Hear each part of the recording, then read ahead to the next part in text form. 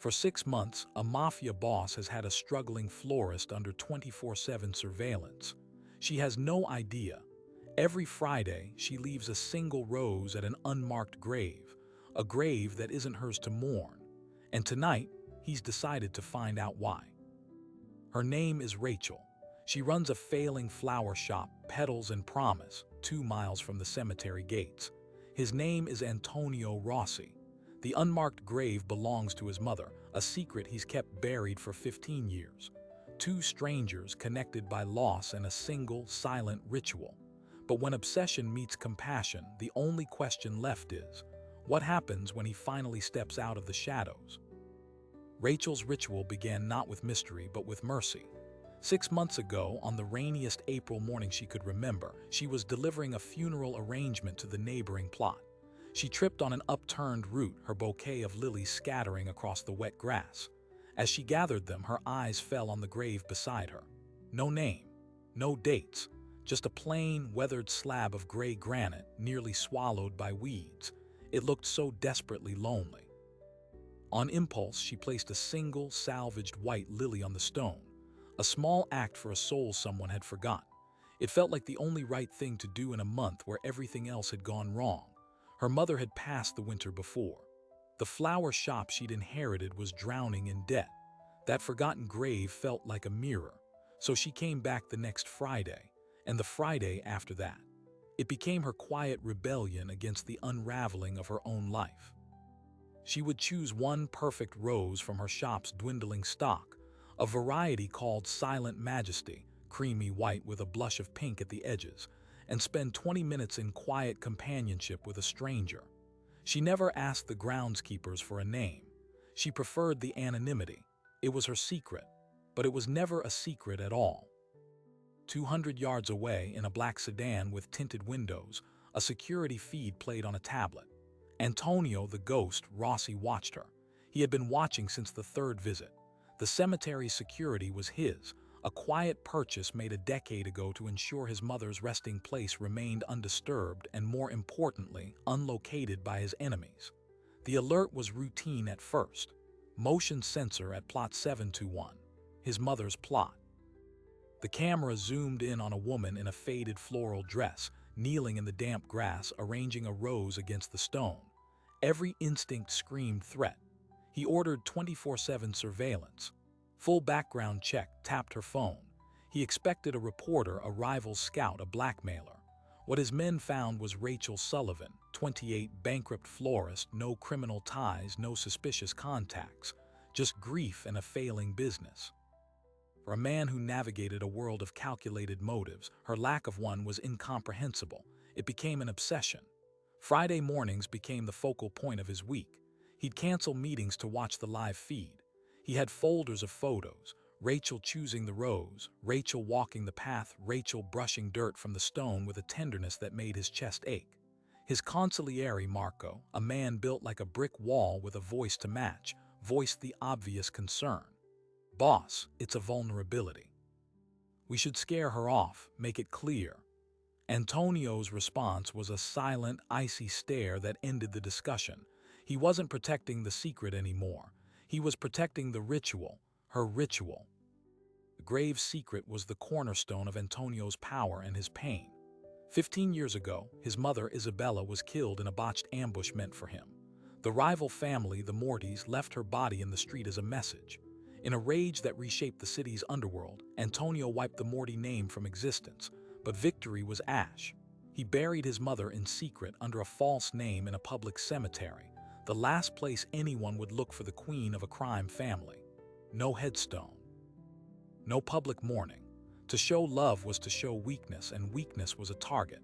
He visited only once a year under cover of darkness, carrying the weight of his guilt alone. Then this woman, this stranger, began to mourn her for him. Every rose was a eulogy he could never speak. Every Friday visit was a vigil he could never keep. It was as if she'd reached into his chest and pulled out the solitary, frozen thing he called a heart and held it in her warm hands. He had to know why. Was she a plant, an impossibly subtle scheme? Or was she truly what she seemed, a kind person in a cruel world? His world had no reference point for the latter. The pressure on Rachel's world, however, was very real and very financial. Petals and Promise was $9,000 in debt. The final notice from the supplier, Botanic Wholesale, arrived on a Thursday. Payment in full in 72 hours, or they would seize her remaining inventory and terminate her account. That night, sitting amidst the fading blooms, she cried. The next morning, her Friday ritual felt more like a goodbye. She selected the finest Silent Majesty rose left, its petals flawless. "I'm sorry," she whispered to the unmarked stone, her voice breaking. "This might be my last visit. I don't know how to fix anything." She didn't know the microphone hidden in the vase at the base of a nearby monument caught every word. In the sedan, Antonio listened. He heard the defeat, the raw despair. It wasn't an act. Marco shifted in the driver's seat. "Sounds like her problem, about to solve ours, boss." "She'll be too busy to come back." Antonio said nothing. He watched the screen as Rachel stood, wiped her eyes, and walked away, a solitary figure swallowed by the morning fog. An hour later, a nondescript courier delivered a sealed envelope to Botanic Wholesale. Inside was a cashier's check for $12,000 and a typed note with no signature. It read, "Clear her debt, restock her shop, never contact her, invoice this P.O. box for future orders." The supplier, who knew better than to ask questions when certain P.O. boxes were involved, complied immediately. Monday morning, Rachel arrived to find her shop's cooler bursting with fresh, exotic stock orchids, birds of paradise, roses she couldn't normally afford. A note from the supplier was clipped to the invoice. "Account settled in full. Our apologies for the error. Welcome back as a preferred client." She stood in stunned silence, then laughed through a new wave of tears, convinced it was a miracle. She called her best friend, Sophie, giddy with disbelief. "It's a sign, Soph. Maybe things are turning around." Antonio listened to the call, a faint, uncharacteristic smile touching his lips. He had intervened. He had changed the course of her life from the shadows. It was a power move, but it felt different. It felt good. But here's the thing about changing someone's life without their knowledge. You become responsible for it. And when Rachel, emboldened by her sudden luck, decided to expand her thankfulness beyond the unmarked grave, she set in motion a chain of events Antonio could never have predicted. That following Friday, she didn't just bring a rose. She brought a small, hand-painted plaque she'd made herself. It read, "Beloved, never forgot," and she began to glue it gently to the base of the granite stone. In the surveillance van, Marco's blood ran cold. "Boss, she's marking it. She's putting a name on it." Antonio's smile vanished. That plaque was a beacon. If the wrong person saw it, if they connected this sudden marker to his mother, it would be a declaration of war. The obsession had just crossed a line. The silent watcher had to become a player. He opened the car door. "Stay here," he said, his voice leaving no room for argument. For the first time in 6 months, Antonio Rossi stepped out of the shadows and onto the path, walking directly toward the woman at his mother's grave. Rachel heard the footsteps on the gravel path before she saw him. A man's shoes, expensive, moving with a deliberate, slow weight that didn't belong in this quiet space. She looked up, her tube of adhesive frozen in her hand. He was tall, dressed in a long charcoal overcoat that seemed to absorb the morning light. His hair was dark, slicked back, and his face was all sharp angles and a stillness that felt more threatening than any expression. He stopped a few feet away, his eyes on the plaque in her other hand, then lifting to meet hers. For a long, silent moment, the only sound was the distant cry of a crow. Rachel's heart hammered against her ribs. Every instinct, honed by years of living alone in the city, screamed at her to get up, to run. But something in his gaze held her, a profound, unsettling intensity, like he was seeing straight through her. "That's not yours to place." His voice was low, smooth, and carried a finality that brooked no argument. It wasn't angry, it was worse. It was certain. Rachel found her voice, though it trembled. I'm sorry. The grave looked so forgotten. I just wanted," she gestured weakly with the plaque. "I know what you wanted." He cut her off, his eyes never leaving her face. "You've been coming here for 6 months, every Friday. A white rose, variety, Silent Majesty. You talked to the stone. Last week, you apologized because your flower shop is failing." The blood drained from Rachel's face. A cold, sick understanding began to dawn. The miraculous debt repayment, the restocked cooler, this wasn't luck, it was surveillance. "You," she whispered, "you paid my debt, you've been watching me." The realization felt like a physical violation. Her private grief, her small act of kindness, had been a spectacle for this stranger.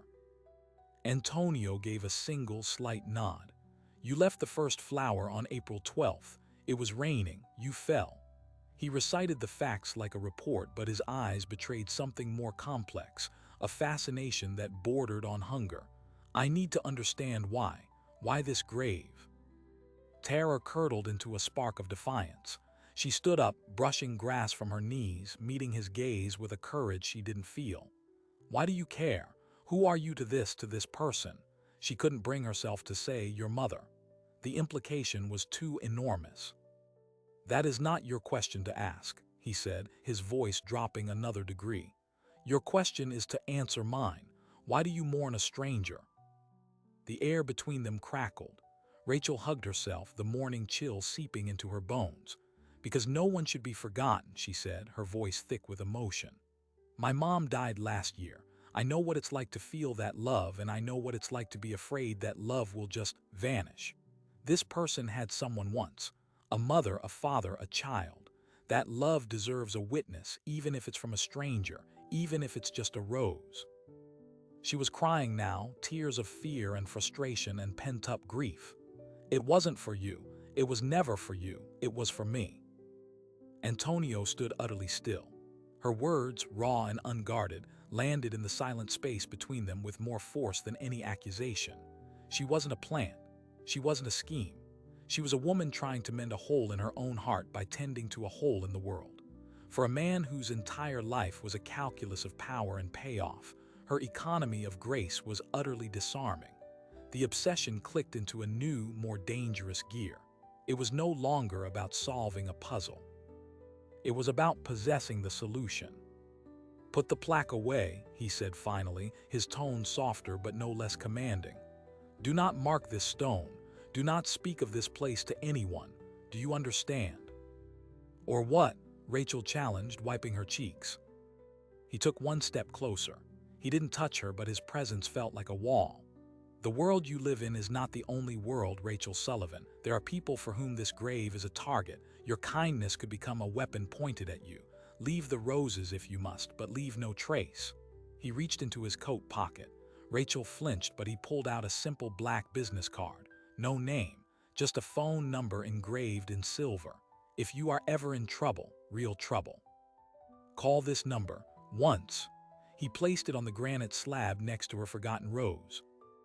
Then he turned and walked back down the path, disappearing into the fog as silently as he had arrived. Rachel stood shaking, staring at the card. It felt less like a lifeline and more like a leash. She picked up the plaque, her hands unsteady, and put it in the glue back in her tote bag. The ritual was ruined. The sacred had been profaned by the gaze of this powerful, terrifying man. She fled the cemetery, the card burning a hole in her pocket. In the sedan, Marco let out a long breath he didn't realize he'd been holding. "That was a risk, boss." "She's not a threat," Antonio said, watching her retreating form on the monitor. His mind was replaying her words. "It was for me. She's an asset." "An asset?" Marco's brow furrowed. "She's a liability. She knows your face now. She can describe you. She has a direct number." "She has a number to a burn phone answered by a man she's never met," Antonio corrected calmly. "And she won't go to the police. She's compassionate, not stupid. She felt the danger." He leaned back, a plan crystallizing. "I want her protected, discreet 24/7 detail. 2 men rotating shifts. She is not to be approached. She is not to know. But if any threat from our world even glances in her direction, I am informed immediately." Marco was silent for a beat. This went beyond securing a vulnerability. This was a dedicated resource allocation for a civilian. "Boss, with respect, the Calabresi family is getting bold on the waterfront. Our own men are asking why you've been distracted. Protecting a florist isn't a message of strength." Antonio's head turned slowly. The temperature in the car seemed to drop. The message, Marco, is that what is mine is protected, all of it, even the things they don't see. Is that clear? Marco nodded once, crystal. But the truth was, Antonio was making a fatal error in a world built on fatal errors. He had compartmentalized Rachel as a separate, precious thing. He failed to consider that she lived in the same city, walked the same streets, and was now, by his own design, a person of interest to his organization. Secrets in his world had a gravity all their own. They pulled other secrets into their orbit. Rachel tried to go back to normal. She opened the shop, filled orders, and smiled at customers. But every time the bell over the door chimed, her heart jumped. Every black car that slowed outside made her palms sweat. She threw the business card in a drawer, then fished it out again, haunted by his warning. Real trouble. What constituted real trouble to a man like that? A week passed. The fear began to morph into a simmering anger. Who was he to hijack her grief? To turn her quiet comfort into a source of anxiety? Her friend Sophie noticed. "Ratch, you're a million miles away, and you keep staring out the window. Is it the shop again? I thought that was fixed." "It's not the shop," Rachel confessed, the words tumbling out. She told Sophie everything, the graves, the roses, the mysterious financial rescue, and finally, the confrontation with the severe, beautiful man in the cemetery. She left out the most menacing details, softening his warnings, but the core truth was there. Sophie listened, her eyes wide. "Oh my God, Rachel, that's literally stalking. And then he just paid off $9,000. That's not romantic, that's terrifying. You have to go to the police." "And say what?" Rachel argued, frustration boiling over. "A handsome stranger paid my bills and asked me why I put flowers on a grave. They'd laugh me out of the station. Or worse, they'd dig into him and he'd find out. I felt it, Soph. He's not a guy you report to the police." "Then we find out who he is," Sophie said, a determined glint in her eye. "We're not helpless. You said he knew everything about you. Let's see what we can find out about him." Against her better judgment, Rachel agreed. That night at Sophie's apartment, they scoured the internet. They had little to go on: approximate age, striking looks, a commanding presence, obvious wealth. Sophie, a paralegal, had access to more discreet property databases. She cross-referenced the cemetery's address with owners of adjacent land and corporate entities. "Look at this," Sophie said, pointing at her screen. "The cemetery's security contract. It's not with the city. It's outsourced to a private firm called Aegis Holdings. And Aegis Holdings is a subsidiary of a larger conglomerate, Rossi Enterprises." She clicked through. "The CEO and sole beneficiary of the Rossi Enterprises Trust is Antonio Rossi." Rachel's breath caught. Antonio, the name fit him. Rossi Enterprises, what do they do? Sophie's face paled as she read further. "It's a holding company. Investments, real estate, and here, in older news archives from like 15 years ago, it's linked to federal racketeering investigations. Nothing proven. But the rumors, Rachel," she turned the laptop around. There was a grainy newspaper photo from a charity gala a decade prior. A younger Antonio Rossi, his arm around a dignified older woman with warm eyes and a serene smile. The caption read, "Philanthropist Isabella Rossi with her son, Antonio, at the annual Children's Hospital benefit." "Isabella," Rachel whispered, the pieces crashing together. The unmarked grave, his mother, the violent rumors, the absolute need for secrecy. She had been leaving roses on the grave of a Mafia kingpin's mother. The kind of kingpin who wiped out rival families. The floor seemed to drop out from under her. At that exact moment across town, Marco was informing Antonio of a problem. One of his soldiers, a low-level guy named Joey who handled collections near the flower shops district, had been shooting his mouth off at a bar. He'd heard a rumor through the grapevine that the boss had a new, unexplained interest. A girl. A florist. Joey, drunk and trying to impress some hangers-on, had mused about checking out this flower shop, see what's so special. A concerned bartender, who paid protection money to Antonio's organization, reported the conversation directly to Marco. Antonio was in his study, a room of dark wood and silent menace. He listened without moving. "Where is Joey now?" he asked, his voice dangerously quiet. "Picking up a shipment at the docks. He's due back in 2 hours." "Bring him to me, here, and pull the security footage from the last 48 hours around Petals and Promise. I want to see if anyone else has taken an interest." The footage revealed nothing unusual, but the mere fact that Rachel's existence was now gossip in his ranks was an unforgivable breach. It was also a signal. If Joey had heard it, others had too, including enemies. The protected, separate thing was being pulled into the ecosystem. That night in the soundproofed basement of his estate, Antonio faced Joey, who was now sober and trembling. "You spoke about a woman," Antonio said, circling him slowly. "A civilian. You used her location as bar talk." "Boss, I didn't mean nothing. I was just drunk, You put a light on her," Antonio interrupted, his voice like silk-covered steel. "In our business, a light is a target. You made something of mine into a topic of discussion for rats in a bar." He stopped in front of Joey. "Do you know what we do to rats who threaten the nest?" The lesson was swift, brutal, and definitive. Joey was never seen again.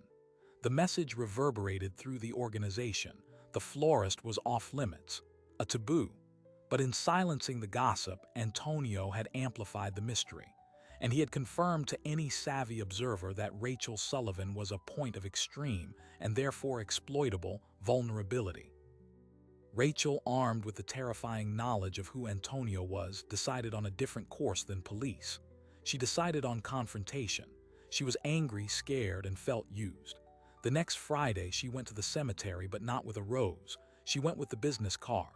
She stood at the grave, held up the card, and spoke clearly to the hidden microphone she now knew was there. "Antonio Rossi, I know who you are. I know who is buried here. We need to talk, on my terms. Or the roses stop forever, and I walk into the FBI field office with a very interesting story about Isabella Rossi." It was a bluff, a dangerous, potentially suicidal bluff, but she was out of options. In his office, Antonio heard the message. A slow, grim smile touched his lips. She had fire, she had done her homework, and she had just stepped directly onto the chessboard. He admired the move even as it infuriated him. She was no longer just an asset or a mystery. She was a player, a reckless, ignorant, but courageous player. He picked up the burned phone. He had one call to make. The game had just changed, and the stakes for both of them were about to be raised to a lethal degree. The phone rang only once in Rachel's quiet apartment that evening. A blocked number. Her hand hovered over it, her breath caught in her throat. She answered. No greeting came from the other side, just the sound of steady breathing. "Hello," Rachel finally said, her voice small. "You invoked my mother's name." Antonio's voice was calm, but it carried the weight of stone. "That was unwise." "You left me no choice," Rachel countered, trying to sound braver than she felt. "You invaded my life. I want answers, and I want you to leave me alone." A soft, humorless sound that might have been a laugh. "You think this is about leaving you alone? You stood at my mother's grave and issued an ultimatum to a man like me. You don't get to be left alone anymore. You're in the game now. The only question is whether you survive it." He paused. "You want to talk on your terms, name the place, public, 1 hour, come alone. If I see your friend Sophie or anyone with a badge, our conversation ends, and so does my protection, and you will need it." He hung up. Rachel's hands were trembling so badly she nearly dropped the phone. She had forced a meeting, but he had dictated every other condition. She texted Sophie the address of a busy, open-air cafe in the middle of the afternoon, a place she felt safe. "Just so you know where I am." She didn't expect what happened next. At the cafe, Rachel chose a table in the very center, surrounded by chattering couples and students on laptops. She saw him the moment he entered. He moved through the crowd like a shark through a reef. People subtly shifted out of his path without even knowing why. He wore a simple black sweater and trousers, but he still looked like he owned every square inch of the city. He sat opposite her, not bothering with pleasantries. His eyes scanned the perimeter once, then locked on her. "You researched me," he stated. You research me first, she shot back, holding his gaze. Extensively. A security precaution. You were an unknown variable at a protected site. I was a person grieving at a gravesite. Her voice rose, drawing a few looks. She lowered it to a furious whisper. You turned my kindness into a security brief.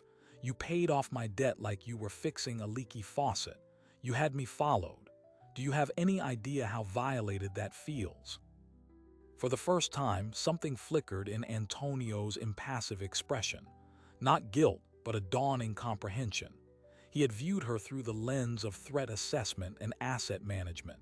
He had not considered the emotional carnage. It was necessary, he said, but the words lacked their usual steel. For who, for you, to solve your creepy mystery? Rachel leaned forward. I'll tell you why I went there, Mr. Rossi. Because after my mom died, the world felt like a giant, echoing room where love just dissipated. That grave was a place where love had dissipated. I was trying to put some back into the universe, hoping maybe it would find its way back to me. That's it. There's no secret, no angle, just a sad woman with a few roses. Antonio was silent for a long moment, watching her. The cafe noise swirled around their island of tense quiet. My mother's name was Isabella, he said finally, the name spoken so softly Rachel almost didn't hear it. She was killed because of me, because of what I am. The man who ordered it died screaming, but it didn't bring her back. I buried her in secret because to mourn her publicly would be to paint a target on her memory. For 15 years, I have visited that stone once a year in the dead of night, carrying a guilt so heavy I can barely stand. He looked directly at her, his guard down for a single, shocking second. And then you came, every week, in the sunlight. You brought her flowers and spoke to her with a tenderness I forbid myself. You were mourning her for me. You were the part of me I had to bury with her. Rachel's anger evaporated, replaced by a stunned, aching pity. The terrifying Mafia boss was, at his core, a heartbroken son. Her ritual had never been about the person in the grave. It had been about the person who couldn't be there. They had been performing two halves of the same act of love, separated by secrecy and fear. I'm sorry, she said, and this time she meant it for him. I didn't know. Of course you didn't, he said, the mask sliding back into place, but it was cracked now. But now you do, and that knowledge is the most dangerous thing you now possess.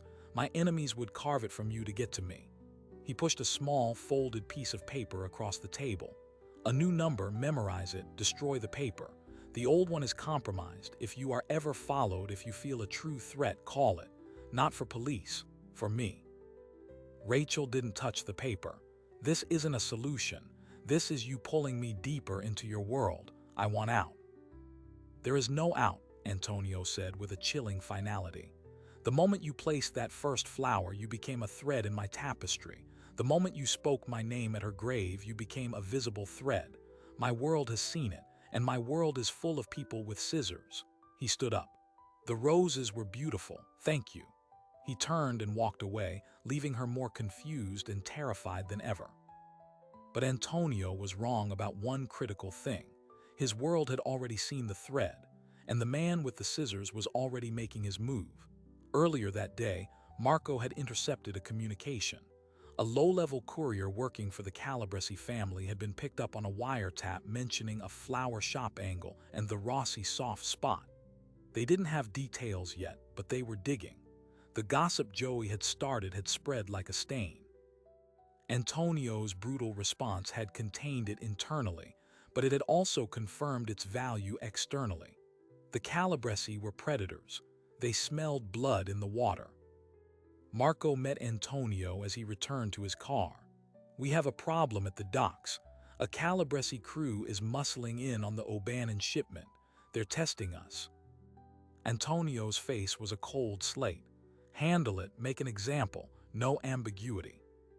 They're expecting that, Marco said, his voice grave. Intel suggests it's a distraction. They want our attention, our muscle, focused there while they poke around elsewhere. Elsewhere, Antonio's eyes narrowed. Here, Marco said, handing him a grainy photo taken from a long lens. It showed Rachel locking up petals and promise the previous evening. A nondescript sedan was parked half a block down. That car is registered to a shell company we've traced back to Calabrese fronts. They're not making a move yet. They're just watching, building a profile. A cold, precise fury settled over Antonio. They were surveying what he cherished. They were quantifying his vulnerability. This was an act of war more direct than any dockyard skirmish. Pull the security detail from Rachel. Now. Marco blinked. Boss, that's exactly what they want. They'll snatch her the second she's alone. No, Antonio said, a dangerous plan forming. They won't, because she won't be alone. I will be. He saw the protest forming on Marco's face. They're watching for my soldiers, for my patterns. They will not be watching for me, not personally. Move the men to the docks. Let the Calabrese think their distraction worked. Let them think she's unprotected. And when they move, I will be there. It was a colossal risk. The boss never inserted himself directly into field operations. It was beneath him and it was dangerous. But this was different. This was personal. This was about his mother's memory and the woman who had unexpectedly become its keeper. Marco knew better than to argue. Rachel, meanwhile, was trying to process the meeting. The man was a paradox, a monster capable of terrible violence and a grieving son starved for simple kindness. She memorized the new number as instructed, then burned the paper in her sink. She felt trapped in a gilded cage she hadn't asked for. That night, as she closed the shop, she felt the eyes. It wasn't paranoia. The black sedan was back. Panic seized her. She fumbled with her keys, finally locking the door, and hurried toward the bus stop, her heart hammering.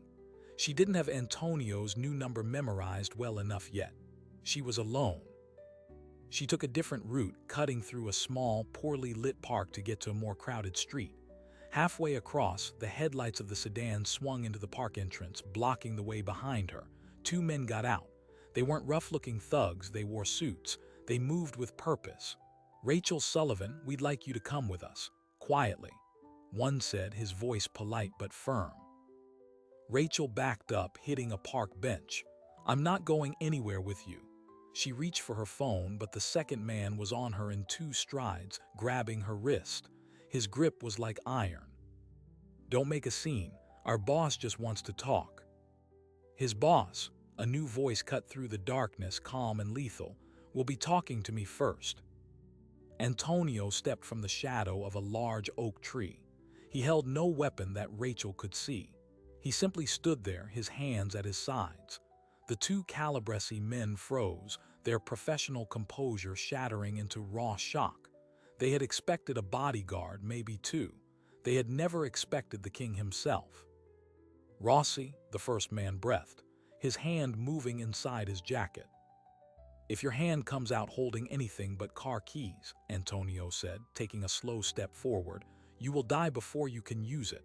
Your colleague will die a second later. And your boss, Silvio Calabrese, will receive your heads in a cooler with his morning espresso.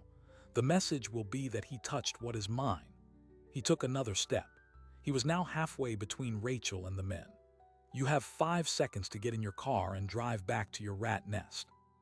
Tell Silvio his distraction at the docks failed. Tell him his warehouses on 12th Street will burn tonight. And tell him the next time he looks in this woman's direction, I will not send a message. I will come for him myself." 1. The 2 men didn't wait for 2. They looked at each other, sheer terror on their faces, and scrambled back into the sedan. It peeled away, tires squealing. The park was silent again. Rachel slumped against the bench, gasping for air. Antonio walked over to her, not touching her. "Are you hurt?" She shook her head, unable to speak. He had been there. He had been following her, protecting her himself. The reality of it was overwhelming. "They were Calabrese," he said. "A rival family. They know you're a weakness. This will not be their last attempt. You cannot go home, not tonight, possibly not for a while." "Where am I supposed to go?" Rachel asked, her voice trembling. Antonio looked at her, the city's distant lights reflecting in his dark eyes. "With me." It wasn't an offer. It was the only play left on the board. The protective obsession had just escalated into full-blown possession. Rachel Sullivan was no longer just a woman who visited a grave. She was a strategic asset in a gang war and a living ghost from Antonio Rossi's haunted past. And as he led her to a waiting car that seemed to materialize from the shadows, they both knew the rules had vanished. The only thing left was survival, and the terrifying, fragile bond that now tied the florist and the mafia boss together in the eye of a coming storm. The Rossi estate wasn't a home, it was a fortress disguised as one. High walls, motion sensors, armed men who moved like ghosts through manicured gardens. Rachel was given a room in the east wing, beautifully appointed but with windows that didn't open. Her prison was gilded, but the lock was just as real. The first 48 hours were a blur of silent terror. Meals were brought to her. Antonio was absent, dealing with the business her kidnapping attempt had provoked. Marco, the consigliere, was her taciturn keeper. He answered direct questions with minimal words. How long will I be here? Until it's safe. What does safe look like? You'll know. On the third morning, Antonio finally came to see her. He looked exhausted, but the cold fire in his eyes was brighter than ever. The Calabresi made their move. They attacked 2 of our warehouses, believing my attention was divided. He poured himself a glass of water from the carafe on her table. They were wrong. Their operations on the waterfront are now ash. Their captain, the one who sent the men to grab you, is at the bottom of the river. Silvio Calabresi has gone to ground. Rachel wrapped her arms around herself. So it's over, the war. Antonio almost smiled. It was a sharp, dangerous thing. It's just entered a new phase. He's lost face, money, and men. A cornered animal is most dangerous, and he blames you. He set the glass down. You cannot go back to your life, Rachel, not as it was. Your shop, your apartment, they're being watched. Likely by the police now, too, given the fires. You are a person of interest in a gang war you didn't know existed. The finality of it crushed her. Her life, her hard-won independence was gone, swallowed by this man's world. What am I supposed to do? Live here forever as your guest? As my protected asset, he corrected, but his tone lacked its usual clinical edge. And as my mother's friend. He walked to the window, looking out over the grounds. I have a proposal. You have a skill, flowers, arrangements. This estate hosts functions, business, charity. The current florist is adequate but uninspired. You will take over. You will have a purpose, a salary, and the absolute protection of these walls. In return, you live, and you continue your visits to the cemetery with me. Rachel stared at his back. It was a command, not a job offer, but woven into it was a thread of something else, a need for her connection to his mother to continue, but now on his terms, in the light. It was a way to reclaim a piece of her own soul from the wreckage. With you, she echoed. I will no longer mourn her in secret, he said, his voice low. Not after you showed me what it could be, but we go together, with security. It is non-negotiable. She had no leverage, no good options, but she still had her anger. And what about you watching me, listening to me? Is that part of the package? Do I get any privacy in this beautiful cage? Antonio turned to face her. For a long moment he was silent. Then he reached into his pocket and pulled out a small, sleek device, a wireless microphone. He placed it on the table between them. The listening devices in your old apartment, your shop phone, they are disabled. The feed from the cemetery microphone has been erased from all servers. This, he tapped the device, is the only one that remains active. It's in this room. You may turn it off or remove the battery. Your privacy in this wing is yours. Marco and the staff will respect it. He slid it toward her. The surveillance, it began as security. It became an obsession. I am not offering an apology because my actions kept you alive last night, but I am offering a choice. It was the first real choice he'd given her since this began. Rachel looked at the microphone, then at his impassive face. He was giving her a symbolic piece of her autonomy back, knowing full well her actual freedom was gone. She left the microphone on the table. I'll do the flowers, she said quietly. A subtle tension left Antonio's shoulders. He nodded. The garden shed has been converted into a workspace. Supplies will be delivered. Begin whenever you wish. He left without another word. And so, a bizarre new routine was born. Rachel became the estate's florist. She worked with blooms more exotic and expensive than anything she'd ever touched at Petals and Promise. She arranged centerpieces for dinners where men with hard eyes and soft voices discussed things that made her blood run cold. She learned to be invisible, a piece of the scenery. Antonio was often absent, but every Friday morning without fail, a car would be ready. He would emerge from the house and they would drive to the cemetery in silence, flanked by two other vehicles. He would stand a few feet back, hands clasped, while she placed two roses now, one from her and one she would hand to him to place. He never spoke during these visits, but his presence was different. The guilt was still there, but it was no longer festering in the dark. It was being aired, shared with this woman who had, against all odds, become a bridge between the man he was and the son he had been. Calabrese War, however, did not cool. Silvio Calabrese, humiliated and enraged, began a campaign of vicious, random strikes. A Rossi-owned restaurant firebombed. The daughter of a bookkeeper kidnapped and released with a message, "Give us the flower girl." Antonio's response was swift and total. He didn't just retaliate against Calabrese Holdings, he dismantled their financial infrastructure. He used lawyers, accountants, and blackmail, tools of a modern prince, not just a street thug. Rachel, from her insulated world, saw only glimpses. Antonio returning at dawn, a cut on his cheek, his eyes hollow but victorious. Marco whispering urgent updates in the hall. One evening, after a particularly brutal week, Rachel was in the library sketching arrangements. Antonio found her there. He was still in his overcoat, smelling of night air and something metallic. "You're still awake," he observed. "Couldn't sleep," she said, not looking up. "It's quiet, too quiet." He walked to the sideboard and poured 2 fingers of whiskey. He didn't drink it, just swirled the liquid. "Silvio Calabrese is dead." He said it as one might report the weather. Rachel's pencil stopped. She finally looked at him. "Did you?" A rival within his own family, a man who saw his failure as weakness and seized an opportunity. Antonio took a sip. "I may have facilitated the opportunity. The war is over. The Calabrese organization is shattered. Their remnants will be absorbed or scattered." Relief washed over her, followed immediately by a deep, chilling understanding. This was his world. People were chess pieces and he was a grandmaster. "So I'm safe now." "Safer," he corrected. "There will always be new rivals, new threats, but the immediate storm has passed." He set his glass down and approached her desk. He looked at her sketch, a lush, wild arrangement of white roses and deep green foliage. "For the gala next week." She nodded. The Children's Hospital benefit, the same charity his mother had loved. He was silent for a long moment, studying the drawing. "My mother would have loved your work," he said, his voice uncharacteristically gentle. "She had a garden. She grew roses. Silent Majesty was her favorite." The admission hung in the quiet room.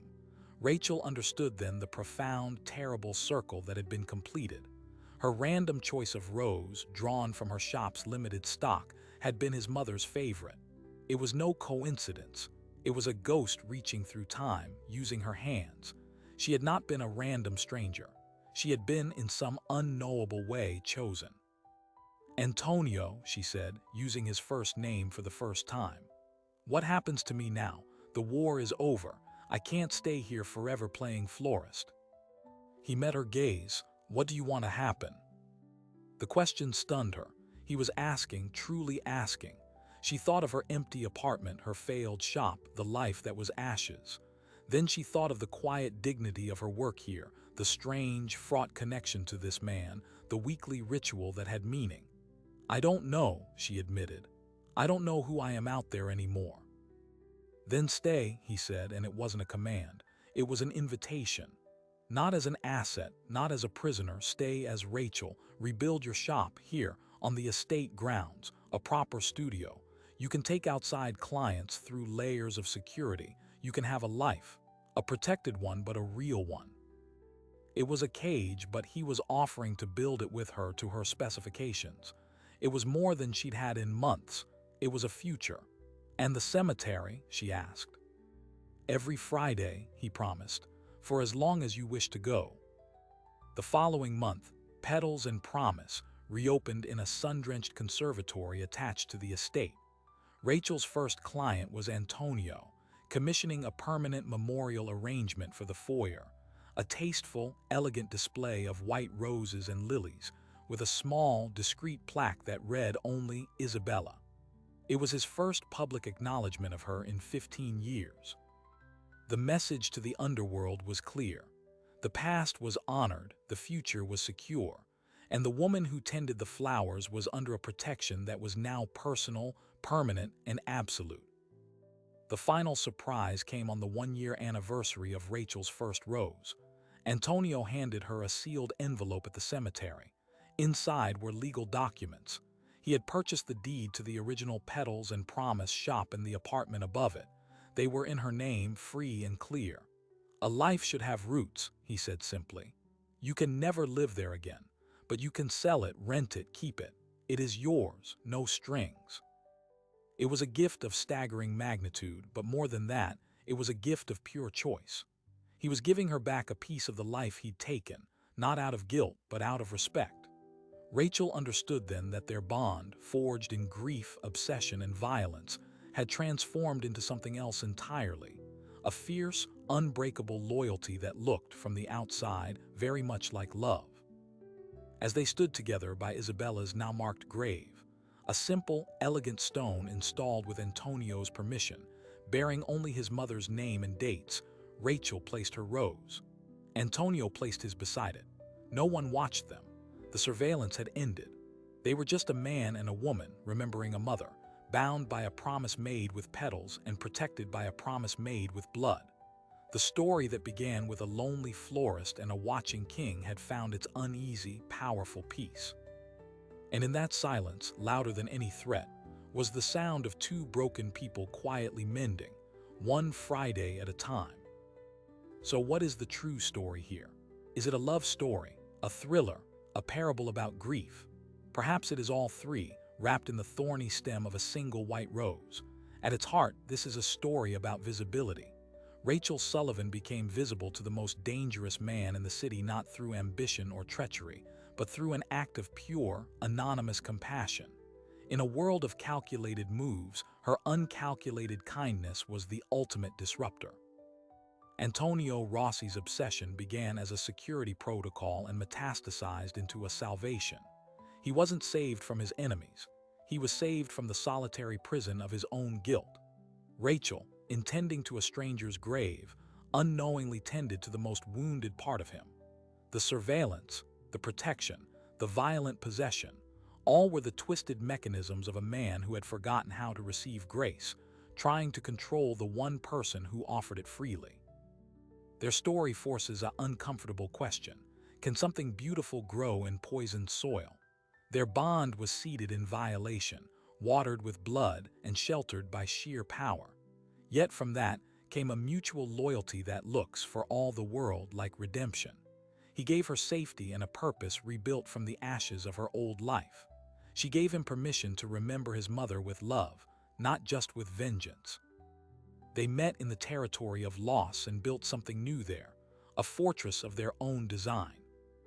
But let's be clear, this is not a fairy tale, it's a ceasefire. Rachel's world is forever circumscribed by walls, both stone and societal. Antonio's world remains one of brutal calculus. Their Friday ritual is a temporary truce between those two realities. The lingering question isn't whether they live happily ever after. It's whether the fragile peace they've brokered, between compassion and violence, between the visible and the hidden, can hold. The story of the florist and the mafia boss reminds us that no act is ever truly invisible. Kindness echoes in places you cannot see. Grief draws watchers from the shadows. And sometimes, the most powerful connections are forged not in the light, but in the twilight space between watching and being seen, between a rose placed and a rose received.